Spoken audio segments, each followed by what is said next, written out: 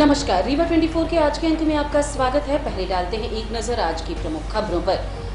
GP प्रबंधन की तानाशाही के चलते C2 ने कलेक्टर को सौंपा ज्ञापन। तेज रफ्तार बुलेरो चालक ने 5 लोगों को किया घायल। डीआईजी के वाहन को भी मारी ठोकर। बेटी के ब्याह के लिए रखे जेवरात और नगद लेकर हुए चंपत चोर। और बाल रंग महोत्सव अंतर्गत विकासखंड स्तरीय प्रतियोगिताओं का हुआ आयोजन। इन खबरों को आगे हम विस्तार से देखेंगे। पूरे हर्षोल्लास और भक्तिभाव के साथ रीवा शहर में जन्माष्टमी पर्व मनाया गया। आपको दिखाते हैं जन्माष्टमी पर्व पर रीवा 24 की खास रिपोर्ट। सबसे पहले आपको लिए चलते हैं केंद्रीय जेल रीवा परिसर में, जहां कृष्ण जन्माष्टमी का त्योहार बड़े ही धूमधाम से मनाया गया। आपको बता दें कि केंद्रीय जेल रीवा में हर वर्ष कृष्ण जन्माष्टमी का त्योहार कैदियों और स्टाफ के साथ मिलकर मनाया जाता है। इस अवसर पर रीवा विधायक राजेंद्र शुक्ल मौजूद रहे। जेल के भीतर मौजूद कैदी सफेद कपड़े पहने अलग ही दिख रहे थे। वहीं कैदियों के द्वारा आकर्षक गीतों और आमंत्रित कलाकारों द्वारा नृत्य की प्रस्तुतियां दी गई। आइए आपको दिखाते हैं केंद्रीय जेल रीवा में आयोजित कार्यक्रम की कुछ झलकियां।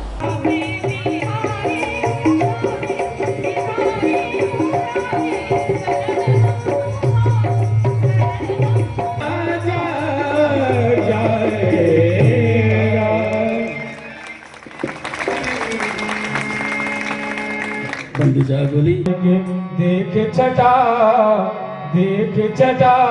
मेरो। ये सभी हमारे अधिकारीगण, जेलर साहब और सभी गणमान्य नागरिकगण, श्रीमती नीलम सिंह जी और कार्यक्रम का संचालन कर रहे आदरणीय शुक्ला जी और उपस्थित सभी कैदी भाईगण, गणमान्य नागरिकगण, माताएं बहनें, जेल के सभी कर्मचारीगण, कलाकार बंधु यहाँ पर उपस्थित हैं, बहनें और उपस्थित बंधु और किनारे हो जाती थी। इस प्रकार के यहाँ पर भव्यता बनाई गई है, तो हॉल बनाना तो हमारे लिए बहुत कठिन नहीं है, लेकिन हॉल में ज़्यादा अच्छा कार्यक्रम लगेगा कि खुले में लगेगा, कि आप लोगों को तय करना है।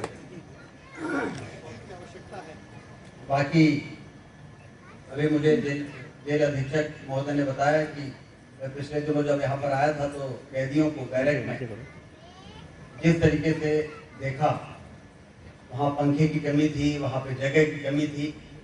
यहाँ पर 50 लोगों को रखा जा सकता है, वहाँ पर 75 लोगों को रखा गया। तो मैंने आते ही पूछा कि उपाध्याय जी नए बैरक बने कि नहीं बने, तो उन्होंने कहा कि 6 या 8। मैं जब आया था तो देखा तो फिर पंखे की डिमांड आई थी, तो पंखे भी लगे थे कि नहीं? 100 पंखे लगे थे, उससे राहत हुई होगी। अभी हमारे भाई हैं, ठीक है। विगत वर्षों की बात इस वर्ष भी केंद्रीय जेल रीवा में बंदी भाइयों और स्टाफ की तरफ से पूरे हर्षोल्लास के साथ जन्माष्टमी का त्यौहार मनाया जा रहा है। आज इस अवसर पर मुख्य अतिथि के रूप में आदरणीय कैबिनेट मंत्री श्री राजेंद्र शुक्ल जी को आमंत्रित किया गया था। वो भी आए और कार्यक्रम का भरपूर आनंद लिए। यहाँ के स्टाफ ने और कैदी भाइयों ने उनसे एक हॉल की मांग की, उसके लिए भी उन्होंने सहमति व्यक्त की। और सर हमारे बीच पधारे, उसके लिए मैं उनका धन्यवाद सभी स्टाफ की तरफ से बंदी भाइयों की ओर से ज्ञापित करता हूं। ये अवसर हमको साल में एक बार मिलता है, जिसमें हमारे कैदी पूरे अपने परिश्रम और मेहनत के साथ इस कार्यक्रम को सफल बनाने में अपनी पूरी भूमिका का निर्वहन करते हैं। साथ ही साथ आप सभी लोगों को भी और स्टाफ को भी, बंदी भाइयों को। केंद्रीय जेल रीवा के बाद हमारी टीम पहुंची अंतर्राष्ट्रीय कृष्ण अमृत संघ इस्कॉन द्वारा आयोजित जन्माष्टमी कार्यक्रम में, जो शहर के हृदय स्थल में बने कृष्ण राज कपूर ऑडिटोरियम में बड़े धूमधाम से चल रहा था। इस कार्यक्रम में एक निजी विद्यालय के छात्रों द्वारा आकर्षक नृत्य प्रस्तुतियां दी गई। वहीं देश विदेश से आए कृष्ण भक्तों द्वारा कृष्ण भजन प्रस्तुत किए गए, जिसका आनंद देर तक उपस्थित जनसमूह उठाता रहा। कृष्णा राज कपूर ऑडिटोरियम के बाद हमारे कैमरामैन सुनील शर्मा मुकाती मंदिर पहुंचे, जहां भजन कीर्तन का आयोजन चल रहा था, जिसमें उपस्थित जनसमूह भगवान कृष्ण की भक्ति में डूबा हुआ। आगे देखते हैं कार्यक्रम के कुछ अंश।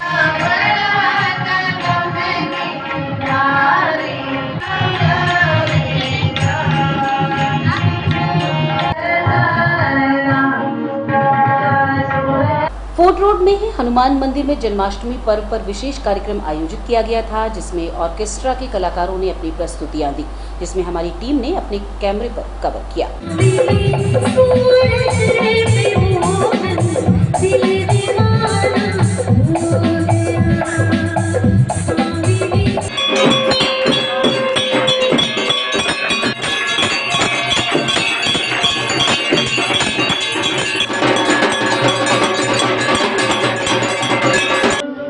तुमने किसी से गुनाह करते जाइए लेकिन इंसाफ वो नहीं मांगते हैं, हमेशा क्षमा ही करते हैं। तो दोनों तालियां, दोनों हाथ ऊपर उठा के ताली के माध्यम से कुछ पाने के खातिर तेरे दर, कुछ पाने के खातिर तेरे दर। फोर्ट रोड में ही मटकी फोड़ प्रतियोगिता का भी आयोजन किया गया, जहां भगवान कृष्ण के दरबार में पार्षद दीनानाथ वर्मा पहुंचे और जमकर डांस किया। उनके साथ उनके समर्थक और सभी भक्त भी इस दौरान शामिल रहे और नाचते गाते भगवान का आशीर्वाद लिया।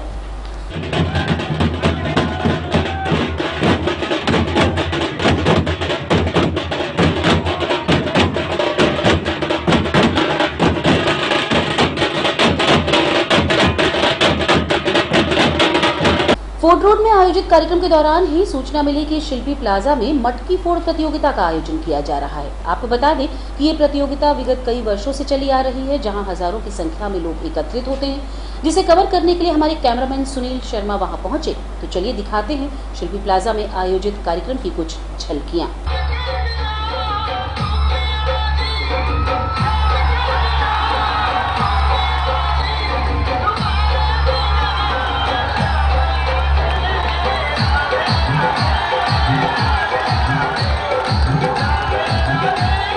रीवा के सिटी कोतवाली थाना क्षेत्र अंतर्गत बिछिया स्थित बिंदा कुआं के समीप बीती रात एक मकान का ताला तोड़कर अज्ञात चोरों ने लाखों के जेवरात पार कर दिए। घटना के संबंध में फरियादी मोहम्मद शमीम ने बताया कि वो एक दुकान में चौकीदारी का काम करता है। बीती रात सुबह जब वो घर आया तो देखा कि घर का दरवाजा टूटा हुआ है और घर के अंदर रखी जेवर की पेटी गायब है, जिसमें 7,000 रुपए नकद समेत जेवरात रखे हुए थे। स्थानीय लोगों ने बताया कि चोरी की घटना को अंजाम देते समय चोरों ने आसपास के दरवाजों में तार बांध दिया था। इसके बाद चोरी की घटना को अंजाम देकर रफू चक्कर हो गए, जबकि परिवार के अन्य लोग दूसरे कमरे में सो रहे थे। फरियादी ने बताया कि वो अपनी बेटी के लिए शादी के जेवर एकत्रित कर रहा था, जिसमें मंगलसूत्र, पायल, अंगूठी व अन्य जेवरात थे। वहीं दूसरी ब्याहता बेटी के जेवर भी उसी पेटी में रखे हुए थे। चोरी की घटना के संबंध में आवेदन देने के बाद पुलिस अब मामले की जांच में जुटी हुई है। यहाँ हो गया, जब हम सुबह आए ये लोग सो रहे थे, दरवाज़ा खुला था। 6:25 में हमारे ड्यूटी से इनको बुलाए कि ये दरवाज़ा क्यों खुला है। जब ये अपना सामान वामान देखी तो सब पूरी चोरी हो गया था। क्या क्या चोरी हुआ?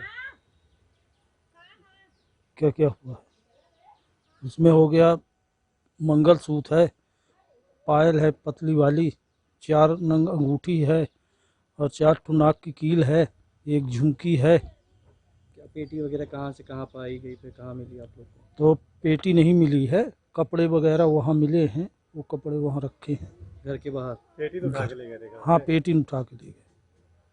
पुलिस आई थी? हाँ, पुलिस आई थी। FIR हो गई है? FIR नहीं हुई, वो आवेदन लिखवा लिए हैं वहीं। अभी तक FIR नहीं की है? नहीं। कितने का सामान रहा होगा लगभग? लगभग हो गया 1 लाख के ऊपर का था। कुछ नकदी भी है? हाँ, 7,000 नकदी है। कहाँ क्या काम करते हैं? हम सिक्योरिटी गार्ड का काम करते हैं। ये आपके दैनिक जागरण प्रेस के सामने Motilal. Central of Indian trade union C2 द्वारा जेपी सीमेंट में श्रमिकों की समस्याओं के निराकरण के संबंध में कलेक्टर रीवा को ज्ञापन सौंपा गया। जेपी सीमेंट में श्रमिकों की समस्याओं को लेकर आज C2 द्वारा कलेक्टर रीवा को ज्ञापन सौंपते हुए बताया गया कि जेपी प्रबंधन द्वारा पिछले 8 महीने से मजदूरों का वेतन नहीं मिला है। वहीं जेपी सीमेंट को डालमिया को बेच दिया गया है, जो खबर सूत्रों द्वारा सामने आई है। 1,500 से अधिक मजदूरों को उनकी तनख्वाह नहीं मिल रही है, जिससे खाने पीने की भी दिक्कतें आ रही हैं। वहीं बच्चों का एडमिशन भी बहुत से कर्मचारी नहीं करवा पाए हैं। दूसरी तरफ प्रबंधन के उत्पादन में दिनों दिन बढ़ोतरी हो रही है। आपको बता दें कि कोविड काल से लेकर अब तक 305 श्रमिकों को कार्य पर वापस नहीं लिया गया है। मजदूर संघ के पदाधिकारियों का कहना है कि इससे कर्मचारियों में काफी आक्रोश व्याप्त है। उन्होंने कहा कि अगर इन समस्याओं का जल्द समाधान नहीं किया गया तो उग्र आंदोलन होगा। उसमें कोरोना के बाद से उन्होंने दमन की कार्रवाई शुरू की। करीब 500 लोगों को उन्होंने काम पे वापस नहीं लिया। हमारे सारे जितने लीडर थे उनको या तो टर्मिनेट कर दिया, ट्रांसफ़र कर दिया। उसके खिलाफ हम लगातार लड़े, वो एक लड़ाई चल रही थी। और उसके बारे में प्रशासन को भी बीच में ला रहे थे कि मुख्यमंत्री को भी ज्ञापन दिया था। अभी नई प्रॉब्लम ये खड़ी हो गई है कि जेपी रीवा सीमेंट कारखाने के बारे में अंदर से ये खबर है कि डालमिया के साथ उसकी कोई डील हो गई है। अभी डालमिया के साथ डील के बारे में हम कह रहे हैं क्या डील हुई, क्योंकि कानूनी रूप से अगर किसी कारखाने को कोई बेचता है तो उसमें काम करने वाले जितने मजदूर हैं उनके वेतन और नौकरी को सुरक्षित रखते हुए बिक्री हो सकती है। तो हम उनसे मांग रहे हैं, ये नहीं दे रहे। हमने deputy chief labour commissioner centre Jabalpur उनके सामने मुद्दा बनाया है, वहाँ वो मुद्दा नहीं ला रहे। अब इसके साथ साथ वो ये कर रहे हैं कि डालमिया के नाम के का बैग उसमें तो सीमेंट भर के जा रही है और उत्पादन करा रहे पुराने लोग। इसी बीच में उन्होंने पिछले 1 से 1.5 साल से वेतन के लाले डाल दिए हैं। मतलब आप काम कर रहे हैं, आपको अभी इस महीने 10% दे दिया, फिर 20% दे दिया, फिर 25% दे दिया। कुल मिलाकर वो सारे मजदूर, चाहे वो ठेका मजदूर से लेके परमानेंट मजदूर और यहाँ तक कि अधिकारी भी, उनका 6 और 7 महीने का वेतन बकाया हो गया। नई मांग कुछ नहीं है, जो मेहनत की कमाई है जो लगभग 16 करोड़ से ऊपर बनता है, तभी 16 करोड़ तो मजदूरों का वो खा रहा है। तो अभी हम कलेक्टर के सामने आए हैं कि ये प्रॉब्लम हमारी तो है मजदूर की, लेकिन जिला प्रशासन को भी कानून व्यवस्था को लागू करने की जिम्मा उनका है। और वहाँ लोगों की बदहाली हो रही है। कई सीमेंट मजदूर ऐसे हैं जिनके बच्चों के एडमिशन नहीं करा पाए बेचारे, कई के इलाज नहीं करा पा रहे। तो बहुत एक मानवीय संकट पैदा हुआ है। तो जिला प्रशासन से हमने आग्रह किया कि इसमें कम से कम ये जो तनख्वाह का सवाल है उसको, और डालमिया अगर ले रहा है तो क्या टर्म्स हैं, क्या कंडीशन है, जिला कलेक्टर को भी नहीं पता। मुख्यमंत्री को पता होगा तो गुपचुप में पता होगा। यहाँ के जो मंत्री हैं, जो अभी नए मंत्री बन गए, वो उनको क्या मालूम है, वो जाने। पर तेज रफ्तार बुलेरो चालक ने लापरवाही पूर्वक वाहन चलाते हुए 5 लोगों को अपना शिकार बनाया। कलेक्ट्रेट कार्यालय के सामने आज उस समय भगदड़ मच गई जब तेज रफ्तार वाहन चालक ने डीआईजी मिथिलेश शुक्ला की गाड़ी को टक्कर मारने के बाद स्कूटी सवार सहित कई अन्य लोगों को ठोकर मारते हुए घायल कर दिया। डीआईजी के ड्राइवर अमित ने बताया कि बुलेरो वाहन चालक ने डीआईजी साहब की गाड़ी को टक्कर मारी, उसके बाद स्कूटी सवार को ठोकर मारते हुए कई अन्य लोगों को ठोकर मारी, जिसके बाद उसने जब पीछा किया तो कलेक्ट्रेट के पीछे वाले दरवाजे से घुसकर ड्राइवर फरार हो गया। आपको बता दें कि हादसा न्यायालय के पीछे हुआ था। घटना हो जाने के बाद पुलिस मौके पर पहुंची, लेकिन मीडिया से बात करने के लिए मना कर दिया। वहीं गाड़ी से अनिल मिश्रा नाम के आदमी का पैन कार्ड बरामद हुआ है। एक्सीडेंट के बाद मौका परस्त उपद्रवी भी वहां एकत्रित हो गए और मौके का फायदा उठाते हुए गाड़ी में तोड़फोड़ की और गाड़ी के पहियों की हवा निकाल दी। खबर लिखे जाने तक ड्राइवर का पता नहीं चल पाया था। घटना ये हुई है कि मैं अपनी गाड़ी लेके डीआईजी साहब की गाड़ी किनारे खड़ी किया हुआ था, तो उसने क्या किया कि ठोकते हुए जैसे हमारी गाड़ी को ठोक के निकला है और एक स्कूटी वाले को ठोक दिया। उसने बहुत स्पीड में था, क्या वजह? स्पीड में था और उनकी हालत एकदम गंभीर बनी हुई है। कितने लोगों को उसने? मेरे सामने तो 2 ही लोगों को मेरी गाड़ी में ठोका है उसने और एक स्कूटी वालों को ठोका है। बहुत स्पीड में था? स्पीड में तो था सर। अब गाड़ी छोड़ के अभी भाग गया है वो? कहाँ? गाड़ी छोड़ के मैं पीछे आया तो गाड़ी गई कहाँ, तो उधर देखा तो वो गेट बंद नहीं तो भाग जाता। वो कहाँ पे छोड़ के? वो वाली गेट, अरे यहीं पे छोड़ के ठोक दिया, यहाँ पे भी ठोक के लगता है इधर से निकल गया। ओबीसी सम्मेलन के आयोजन को लेकर सतना विधायक सिद्धार्थ कुशवाहा आज रीवा पहुंचे और पत्रकार वार्ता को संबोधित किया। सतना विधायक सिद्धार्थ कुशवाहा आज रीवा पहुंचे और एक पत्रकार वार्ता के दौरान मीडिया को जानकारी देते हुए बताया कि 11 तारीख को ओबीसी सम्मेलन का आयोजन किया जाएगा, जिसको लेकर तैयारियां की जा रही हैं। सिद्धार्थ कुशवाहा ने कहा कि रीवा से मेरा पुराना नाता रहा है और हमेशा ही आता जाता रहा हूं। 11 तारीख को ओबीसी सम्मेलन का कार्यक्रम निर्धारित किया गया है, जिसमें कई बड़े नेता उपस्थित रहेंगे, जिसकी तैयारियों का जायजा लेने आज आया हूँ। और क्या कहा विधायक सिद्धार्थ ने, आपको सुनवाई। रीवा हम लोग का रोज आना जाना रहता है, सुख दुख, शादी बारात, तमाम पारिवारिक रिश्ते हैं। लेकिन आज का जो आने का मकसद है, हमारे ओबीसी सेल के राष्ट्रीय अध्यक्ष कैप्टन अजय सिंह यादव, जो मध्य प्रदेश के इस रीवा संभाग के जो ओबीसी के संगठन के लोग हैं, तमाम पदाधिकारी हैं और जो हमारे नेतागण हैं, उनसे संवाद करने के लिए, उनसे बातचीत करने के लिए और उनकी मंशा जानने के लिए हम लोग के बीच आ रहे हैं। तो एक ओबीसी संवाद का कार्यक्रम जो 11 तारीख को निर्धारित हुआ है आपके वृंदावन गार्डन में, तो उसी की तैयारी और उसमें क्या कैसा करना है उसकी व्यवस्था के लिए हम लोग इकट्ठा हुए। और रुकेंगे एक छोटे से विराम के लिए, आप बने रहिए Rewa 24। Pentium point group of institutions, a key to success. जी हाँ, Pentium point group of institutions, जहाँ पर आपको मिलते हैं BA LLB 5 year full time program, LLB 3 year full time program bar council of India से मान्यता प्राप्त हैं। MBA के 2 year full time program AICTE new Delhi से मान्यता प्राप्त हैं। पेंटियम पॉइंट टेक्निकल कॉलेज में स्नातक व स्नातकोत्तर के सभी पाठ्यक्रम संचालित हैं, जिनमें प्रवेश प्रारंभ है। हमारा कॉलेज कोड है P500। याद रखिए, सामान्य वर्ग BPL कार्ड धारकों को शिक्षण शुल्क में छूट व SC/ST OBC छात्रों को मध्य प्रदेश शासन के नियमानुसार छात्रवृत्ति। आप संपर्क कर सकते हैं हमारे हेड ऑफिस में, जो है हेडगेवार नगर रेडियो कॉलोनी के सामने रीवा, और कॉलेज कैंपस में जो है करहिया सिमरिया रोड और हरदी सिमरिया रोड रीवा में। अधिक जानकारी के लिए हमारे फोन नंबर पर संपर्क कर सकते हैं। हमारा फोन नंबर है 07662438035। मोबाइल नंबर पर भी संपर्क किया जा सकता है, जो है 9993208439।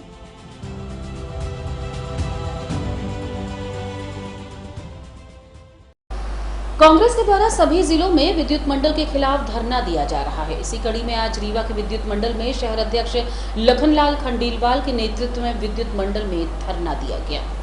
इस दौरान मीडिया को जानकारी देते हुए शहर अध्यक्ष लखनलाल खंडेलवाल ने बताया कि विद्युत मंडल का भ्रष्टाचार लगातार जोरों पर है।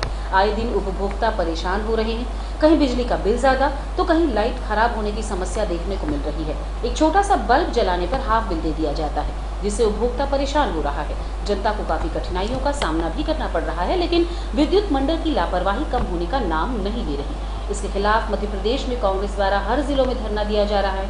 आइए सुनते हैं शहर अध्यक्ष लखनलाल खंडेलवाल ने और क्या बताया। परेशानी का सबब पूरे शहर को है और आए दिन लोगों के बिल अत्यधिक रूप से बढ़ा के आ रहे हैं, जिसकी सुनवाई नहीं होती है।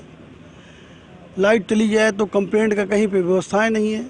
कंप्लेंट ऑफिस में कंप्लेंट उठाया नहीं जाता है, सुना नहीं जाता है, और ये सारी परेशानियां इस समय MPV की द्वारा जो दी जाती है, बिल का वितरण नहीं हो रहा है। गरीब परेशान वृद्ध लोगों के जिनके बिजली के बिल आते हैं, वो कौन सा MPV का कोड खोल लें और मोबाइल में देख लें। अब मोबाइल के बाद उसको जमा करने की समस्या आती है। तो बहुत सारी परेशानियां जो MPV ने कर रखा है, वो अपनी तो सुविधा कर लिया है, अपना तो घाटा उसने कहीं ना कहीं बिल न दे के पूरा कर लिया है, और आउटसोर्स से लोगों का काम कराया जा रहा है, कर्मचारियों को हटाया जा रहा है। कर्मचारी कम हो रहे हैं, काम करने वाले कोई नहीं है। ये सारी व्यवस्थाएं उनकी अपनी उन्होंने तो कर लिया है, लेकिन सुविधा के नाम पे बिजली का बिल का रेट बहुत ज़्यादा है। और ये जो मीटर लगा हुआ है, वो मीटर पता नहीं किस तरह का लगा। लोग कहते हैं कि हम एक छोटा सा बल्ब जला रहे हैं, एक पंखा केबल चला रहे हैं, और बिल 2000 आ रहा है, 1500 आ रहा है। पता नहीं कैसे इनका मीटर है। और यहाँ आओ तो बस पहले कहते हैं पैसा जमा करो। कभी आ जाएगा कि मीटर एवरेज में दे रहे हैं तो रीडिंग लेने नहीं कोई जा रहा है। बहुत सारी परेशानियां हैं, MPV के द्वारा दिया जा रहा है, लोगों को परेशानियां दूर नहीं हो रही है। उसी के तहत जिला कांग्रेस, शहर कांग्रेस के तत्वाधान में ये आज एक दिनी धरना प्रदर्शन यहाँ पर गल्ला मंडी SC ऑफिस के सामने किया गया है। पूरे की एक दिन से धरना ये पूरे मध्य प्रदेश में ब्लॉक स्तर पे है, और रीवा में अपना 3 ब्लॉक आते हैं, तो तीनों ब्लॉक के अध्यक्षों के माध्यम से जिला शहर के यहाँ पर रख रही है। बाकी पूरे मध्य प्रदेश में हर ब्लॉकों पर आज का ये धरना दिया गया है।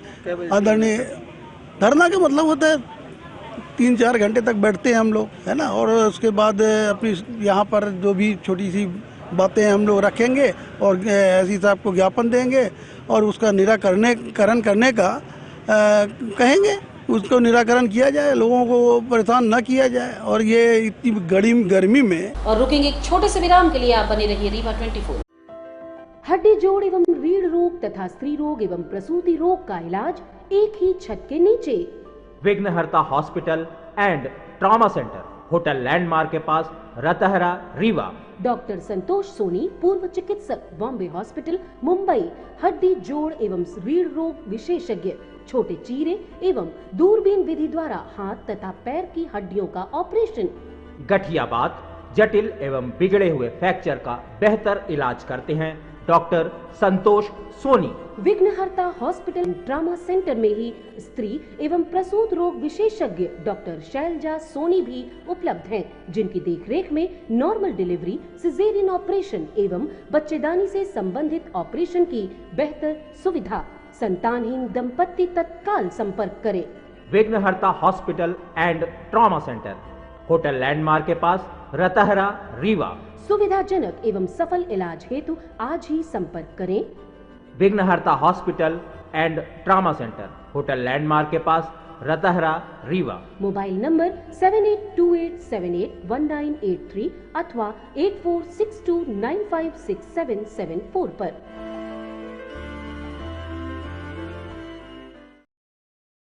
बालरंग महोत्सव 2023 अंतर्गत विकास खंड स्तरीय प्रतियोगिताओं का आयोजन आज मारखंड क्रमांक 1 रीवा में किया गया। बच्चों के सर्वांगीण विकास के लिए शासकीय स्कूलों द्वारा समय समय पर विभिन्न आयोजन किए जाते हैं। इसी कड़ी में आज बालरंग महोत्सव के अंतर्गत विकास खंड स्तरीय प्रतियोगिताओं का आयोजन शासकीय मारखंड क्रमांक 1 के मुक्ताकाश मंच में किया गया।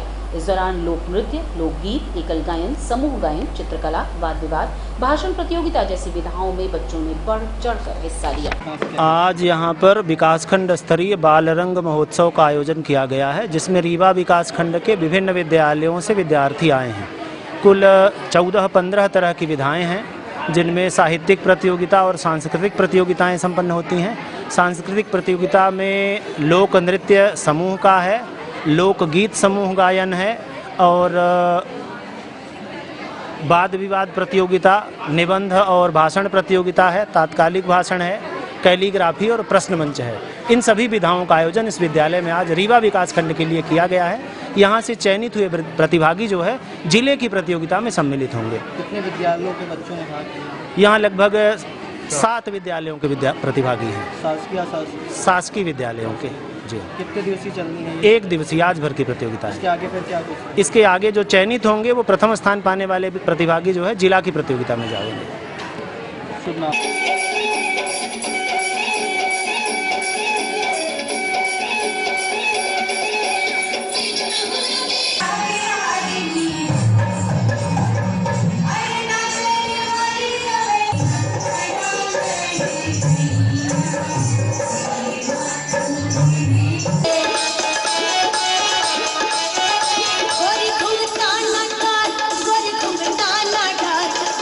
आज की खबरों में बस इतना ही। नई खबरों के साथ कल होंगे पुनः उपस्थित। अब दीजिए इजाजत। नमस्कार।